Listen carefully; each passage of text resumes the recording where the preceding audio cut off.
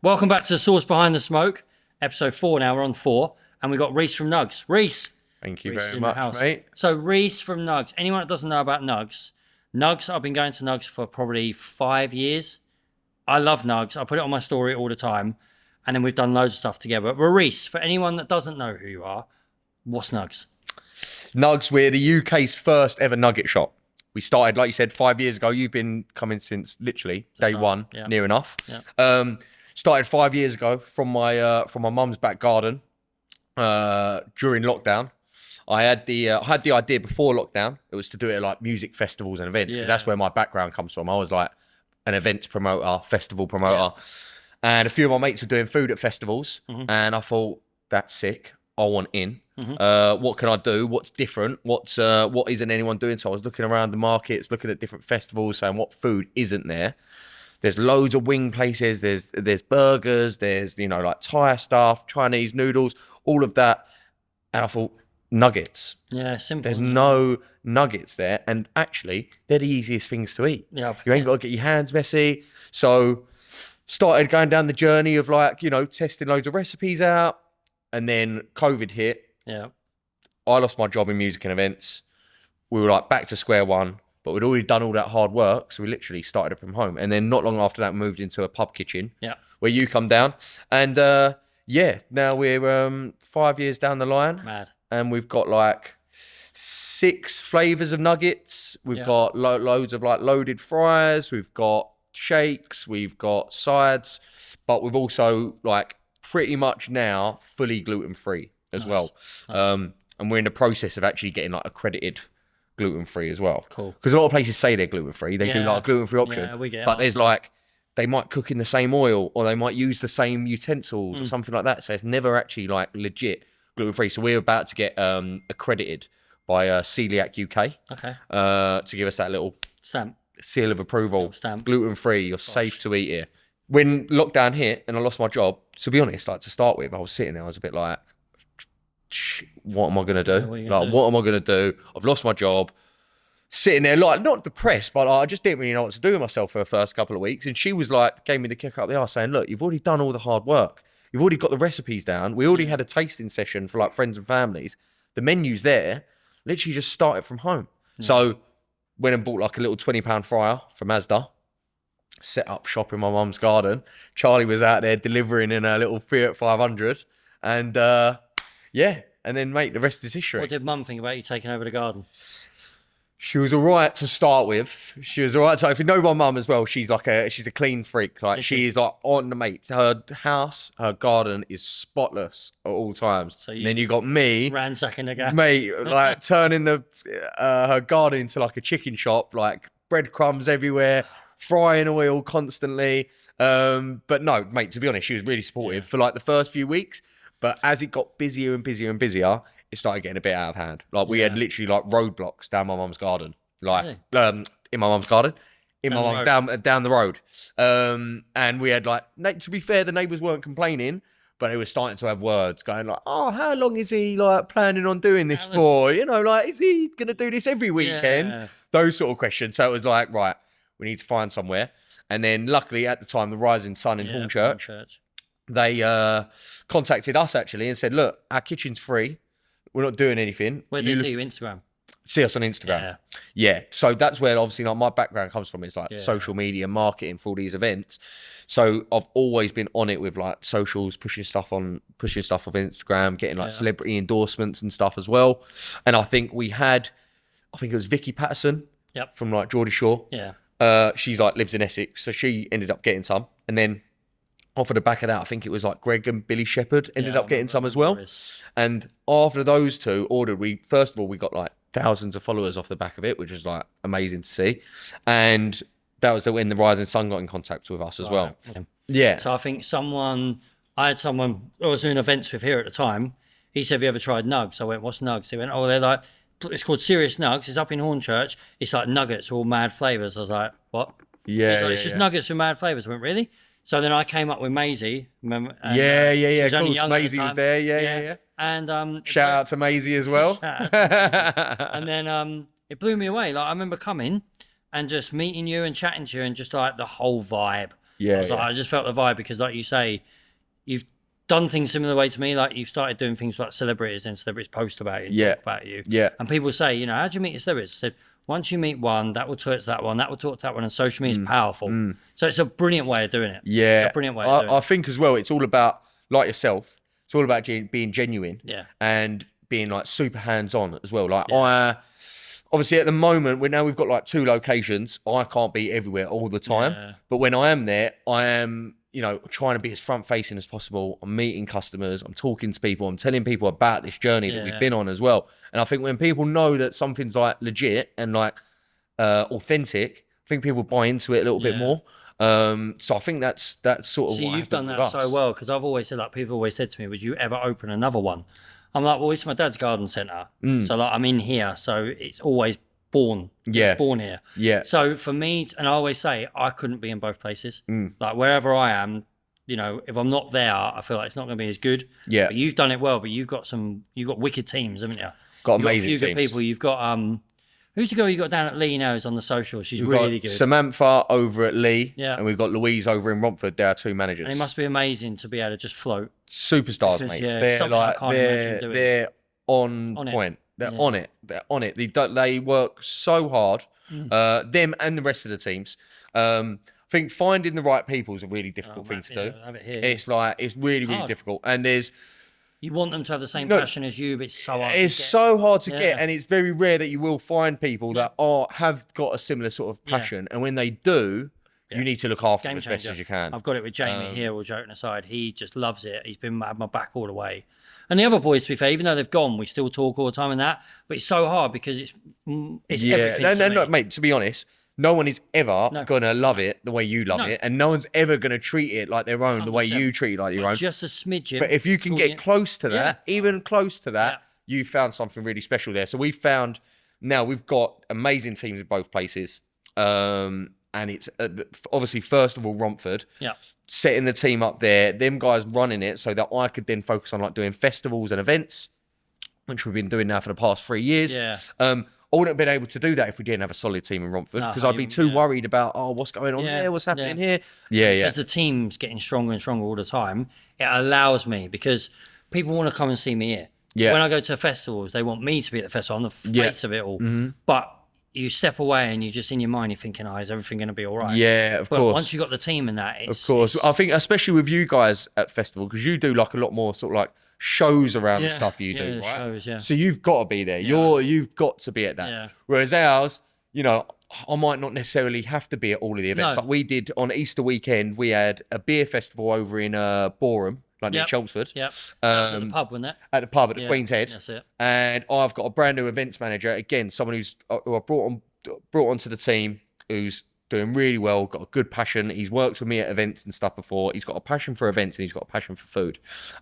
Really good chef at the same time. Brilliant. He's coming on and running a lot of the events for us. Cool. But that weekend, I was over at West Ham, trading there at the stadium for the first time, and he was over at the food festival, at the beer festival. So, again, it's just as long as you've got the right people in the right place. I think for you, it's a little bit different because you've got the show thing going on. As well, I've always heard that thing, you know, you're only as good as your team. Yeah. But it's so hard because you're like, they're good, but they're not me. 100%. But you've got to be able to leave them. You have to.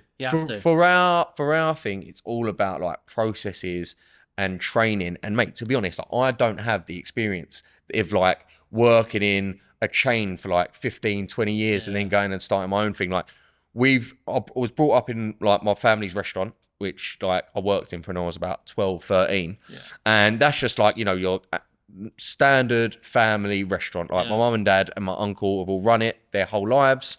You know, I've been there for like 35 years.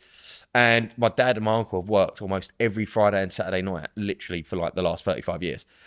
I was working there growing up, but I always thought to myself, if I wanted to do that, I definitely don't want to be working every single Friday night, every single Saturday night. I need to be able to have a life outside of that. Yeah. And also I want to be able to grow it as well. I want to be able to see, like, eventually I would love to see Nugs all over the country, international. Like that's where we want to go with it. But you can't do that unless you've got certain processes in place, certain systems in place that like obviously having the right people in place is so important. One, for the vibe, like you mentioned, like keeping that vibe up all the time, make sure everyone's got that bang on hospitality, but giving that bang on service. But in terms of like the food, the way you can get that coming out the same every time is one, obviously having people that care, but two, having them systems in place. So like no matter who's cooking it and no matter what time you go down to the shop, it's the same. It's coming out the same every single time. What I say here with the boys, always make sure they top up every night, clean every night. Like you're sitting there now. Yeah. Been Spotless, full on mate. today, and Spotless. Don't get me wrong. We have our good days and we have our bad days. You know, sometimes someone might call in sick. The staff are super under it. There's like 2 of them running around like crazy trying to get things done. And every now and then we've had some of those poor reviews, but it's all about, I think, to be honest, it's all about how you handle them. Like, people are always going to make mistakes, but it's about how you rectify them mistakes. And then what do you do, like, moving forwards? Like, right, cool, again, that's happened that time. Like, I'm always about trying not to blame anyone for any one thing in particular, unless it's, like, the same person doing the same thing all the time. But, like, say something goes wrong, rather than going, right, you've done that, you know, you're getting in trouble for it. It's like, cool, that's happened. It's happened now. How do we now stop that from happening again in the future, no matter who's doing it? But I do, to be honest, mate, I love that part of it. I love that whole problem solving, operations side of it. I think if you don't like that, mate, you're in the wrong game. Yeah, because every single game, every single day, there's something. Yeah, and it's always something different as well. Like every event we go to, there's one thing that has gone wrong, like guaranteed. And it's about how you overcome it. If you don't enjoy that part of it, you're like, you're lost. You're lost. I do agree with that, yeah. Sometimes, you know what? It takes one new person to come on board to show you something that you've been doing the complete opposite thing or the wrong thing for like the past like 5 years. And I'll come on like, oh, why don't you like try and do this like that? And you go, mate, how have I not thought of that? How have I not thought about that? Sometimes it just takes that fresh set of eyes. Like. Yeah, 100%. We've had Sean start here, and I've known Sean years, but he's just come back and he started with me. So he was here down the bottom, but he's come back and he's now in here with me. Yeah. We've been friends since we were kids. And it's good working with mates as well, isn't it? Yeah, it is. It's good. It's the one working with mates. Yeah, it is great. Sometimes it's certain mates. Yeah. Certain mates. Yeah. I'm not talking about anyone in particular, but certain mates. But it's just hard when something goes wrong. It's like, it's your mate. And you have to then break that. Yeah. It's a mate. I know I'm your mate. But listen, now I'm going to have to be a bit of a... I'm going to have to tell you... When we first started, back in the pub, actually, obviously, like, lockdown was happening. Loads of my mates were on either furlough or, to be honest, a few of my mates were in the events industry with me and made redundant. Yeah. So I was getting all my mates on board. Yeah. One, to be honest, I needed the staff. Two, I know they would, you know, have my best interests at heart and have my back. So I had, like, my mate Max working with us. I had my mate Joe working with us. I had my mate... That, like, literally, I think every one of my, like, close group of friends has done at least 2-3 shifts at Nugs. And to be honest, mate, I loved it. Like when we first started. You talked about the events you've done. I've been to a few events with you now. Your events are epic. You've got bigger and bigger, better and better. I think I came to Love Pub and Grub with you up in London. Yeah. 2 years ago, probably, maybe 3. 3? Yeah, I think 3 years ago. For this summer will be 3 years. That was a mad yeah, thing. yeah. That was coming good. there and we you did Nugs, didn't you? And then we were just to the side of you with the barbecues, and we were doing like sausage bombs, and you were selling them for us. Yeah, exactly. Little mashup, didn't we? Yeah, we did like buffalo. Was it Buff Dogs? Buff Dogs. That was it. Buff Dogs still going now. That's it. Yeah, Buff Dogs popular. And with our buffalo sauce, your hot dogs. Yeah, they were banging. They were really good. And then I came to Formula One with you 2 years ago. Yeah, mate. So I have done my fair share of shifts. Yeah. Who else comes to Formula One with us? Josh as well. That's it. Shout out to Josh. Come on, Joshy. So I know what it's like, and it's cool to see it. So like that's another thing where obviously I've become good friends with you, done a lot of stuff together, but then I've seen how you do it. Yeah. And when people go, mate, Nugs, I go, I've been there, like I've worked in it. Yeah. You know it. You've been in the fryer, mate. It's cool, mate. You've been in the fryer. It's cool, yeah. But like your events now, you're doing more and more and more. They're getting bigger and bigger, aren't they? Doing loads. Where this else year. you? We're doing some of the big music festivals, didn't you? This year we're doing 20 events overall. It's mental. You're a West Ham fan. Yeah. And I've seen. Come on. You're outside the stadium now. Outside match days, didn't you? Yes. Between gates H and J. So if there's for any you, West Ham fans out there, he's a West Ham fan over there. Come on. Getting the Nugs. How's that, mate? I'm a Southend fan, but to even I've gone south and things and done things. It's cool. Yeah, it's your yeah, team. yeah. But for that must be like, wow. Mate, incredible. Yeah. Incredible. We've been trying to get onto it for the last few years. I bet. Because it's the same guys that run Formula One. Okay. In terms of run the food part of it. Yeah, I think they're called Freeman's. That's it, you've told me. Freeman's event partners. Yeah, I've got a really good relationship with them now, obviously working with them for the past 2 years. But they turned around and said, look, until you get a trailer, we can't put you at West Ham. Yeah. Like, because they will only have, like, certain venues will only have, like, proper... They weren't looking smart, don't they? It's not even just about looking, so it's more from, like, health and safety point of view as well. One, like, how are you going to make sure that marquee doesn't blow off when you're, like, on solid ground? Obviously, when you're on grass, thousands of people. You can, like, pitch it in and stuff like that, you're fine. Well, because outside that, when I've done it, it's proper lovely in there. It's really nice, and you've got some bits that are, like, people's names on it and at stuff West like Ham, that, so they don't want people, like, messing it up. So as soon as we got this trailer, they're like, right, you're in. So... Yeah, we've done it. That was our first event on the 19th of April. So you've done a couple of games. We've done West Ham, Tottenham, and then we've got the one coming up, Forest game this Sunday. Last game as well. Yes, last game. Yes, that must. And then hopefully, fingers crossed, all goes well. We are going to be invited back for next season. There you go.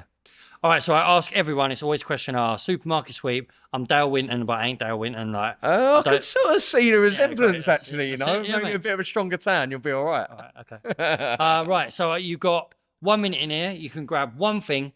What are you taking? You can have one thing in here. Let me have a little look about. What are you thinking? We ain't got no fryers. I think it's got to be, I know, I was looking for a little fryer around somewhere. To be fair, the Yeti cool boxes are catching my eye. They're just sexy, but it's got to be the Traeger, I reckon. Traeger. It's got to be one of them. Yeah. It's got to be one of them. Traeger, bad boy. Haven't got a garden yet. I've only got a small little balcony, but when I do have a garden, I'm going to be getting one of them. Traeger. Definitely. There we go. You can have 3 people round. You and Charlie inviting 3 people round to one of your sites or coming to one of the pop-ups. Yeah. Dead or alive, free, anyone in the world. Yeah. What 3 people would you love to serve your nugs to? Oh, this is a tough one. 3 people, dead or alive. Okay. I think just to see what he would say and just for him to rip me a new one would probably be Gordon Ramsay. Okay, yeah, cool. I'd just like to get a real honest opinion. Like, absolutely. And it would be honest. Do not hold back. Yeah, let me know what it's saying. Let me know what it's like.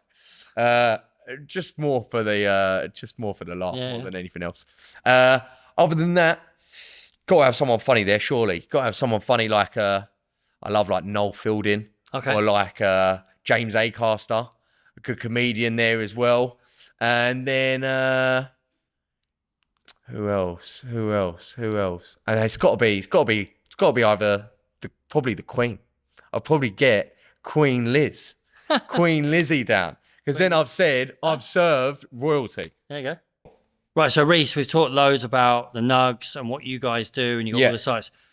How do you come up with all the flavors? Like, where does that start? Where do you think I need a new flavor on the menu? What are we gonna do? How does that? To be honest, we're always trying to think of new flavors. Yeah. But always. And when I first started, it was, from just going out to all the different places. Like, I'm a massive foodie. Yeah. Like, me and Charlie are out for dinner very often. Yeah. Every other week, if we could, it'd be every week, but we're just both so bloody busy all the time these days that we don't get a chance to. But every other week we try out. We were going, before we started Nugs, we were going to like food markets almost like every week, trying loads of different stuff. So getting those first few flavors was actually quite easy because we were like, right, we've got to do a buffalo. I mean, I've always loved orange buffalo, like the wing place in London. Like, they were like up there. They were probably like my favorite wings ever. So we knew we had to do a buffalo. We loved, again, going to like different wing places like Randy's Wing Bars. We tried their Korean barbecue. We were like, mate, we've got to do our own take on that. We've got to do a Korean flavour. So we knew that. And then after that, it's been, just constantly searching, constantly sort of seeing things, trying something out. And we go, right, let's try and replicate that, see how we can do our own version of it. And, mate, I've got no chefing experience whatsoever. But I know what good food tastes like. Yeah. So we would always find recipes, like it could be online or it could be like a recipe someone's passed to me, for example, when we did our jerk nugs, a friend of mine's, Nan, who's Jamaican, gave us her authentic jerk recipe, jerk marinade recipe, and then her jerk barbecue sauce recipe. So either we get it from there, And then what we normally do is like, right, how can we tweak this to make it our own? How do you know, what did we like about that sauce? What didn't we like about it? Where do we need to like up the levels on this, tone certain things down? So that's always where we sort of started off. But to be honest, nowadays I've got such an amazing team. I've got people bringing flavors to me. Yeah. They're like, Reiss, I've tried this literally the other day. Luke, who works with us over in Leon C, and another guy, Dan. Luke, his creation was a bacon gravy that he's actually had monthly special at the moment. Oh, really? Yeah, we call it Bacon Me Crazy. And it's basically, we cook bacon every week. Yep. And then we always get a load of like bacon fat that's left over when we grill the bacon out. And rather than chucking that away, which we normally do, he's gone, right, what can I do with this to try and make a sauce out of it? And he's turned that bacon fat into a bacon gravy. And it is unreal. People around me that are obsessed about the food as much as I am, and then are bringing up flavors to me. And then we're like, right, how to now collectively, how can we make this flavor better? How can we make it taste better? And not only that, I'm constantly looking at ways to improve our menu. I've just brought another guy on board now who's working really closely with me, a guy called Curtis, who's going to be help us out with our marketing, our branding, but at the same time, we're sort of looking at, well, what is Nugs, like what kind of things should Nugs have on the menu, what kind of things are at the level that Nugs should be at. So we're at the moment going through the whole menu start to finish and working out, right, what do we need to make better, what can we improve, what do we need to get rid of, and like what do we need to start bringing on board. So there's going to be quite a few menu changes over the next 3 to 6 months. Cool. And to be honest, mate, there always will be. I think like as years go on, I think one of our main things as Nugs is like, what can we constantly do better? Like, for example, like you guys here, I think the first time I come here, this looks like completely different. Like you're constantly changing, you're constantly adapting, you're trying to bring new things in all the time. It's exactly like us. We're always trying to think like, right, how can we reinvent the wheel? Because you need something to talk about all the time. You need to be able to keep it fresh, keep it exciting. And obviously, like for your own self, like I don't want to just be doing the same thing day in, day out. Like, that's one of the reasons I started this in the first place, for it to be fun, be interesting. So yeah, bringing new ideas and being creative has got to be part of the job.